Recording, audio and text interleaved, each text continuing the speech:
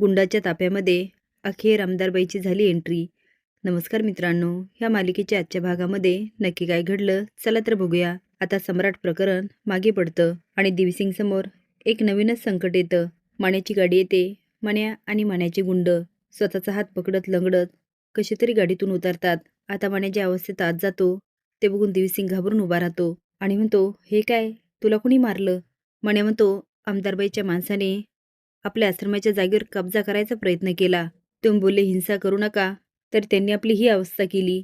माण्या तर सांगत असतो, पण गाड्याच्या ताफ्यामध्ये आमदारबाईची एंट्री होत असते.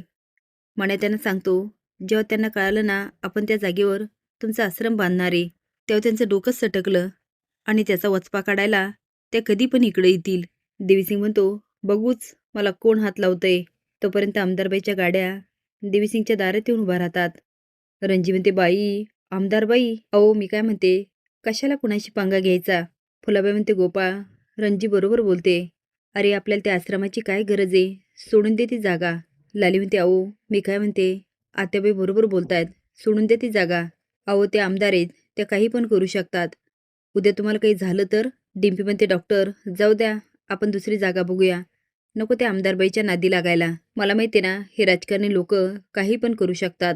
माने म्हणतो, महाराज मी पण तेच म्हणतो, आपण ही जागा सोडून देऊया आणि दुसरी बघूया. दिवसिंग म्हणतो, नाही, आश्रम तर त्याच जागेवर होणार. आता मला पण बघायचं ही आमदारबाई कोण आहे आणि तिथे मी आश्रम बांधला तर तिला काय प्रॉब्लेम आहे. आपा म्हणतात, गोपाळ तू अजिबात घाबरू नको, आम्ही आहोत ना, ती तुला काय बी करणार नाही. आजी म्हणते, असं कसं करणार नाही, ह्याला ना तिने चांगला धोपटून काढला पाहिजे. याच्यावरचं महाराजांचं भूत तिने पळूनच लावलं पाहिजे. याचा मुर्दा बसला, याला आली पटकी, याच्या गौऱ्या नेल्या भासणात. आता आजीच्या शिव्या चालू होतात आणि सगळे लोक शांतपणे ऐकत असतात. एक जण गाडीतून उतरतो आणि आमदारबाईच्या गाडीचं पटकन दार उघडतो. आमदारबाई गाडीतून उतरतात आणि देवीसिंगच्या घरात जात असतात. आता बघूया देवीसिंगचं सूत जळतं की आमदारबाई त्याची दुश्मन होते.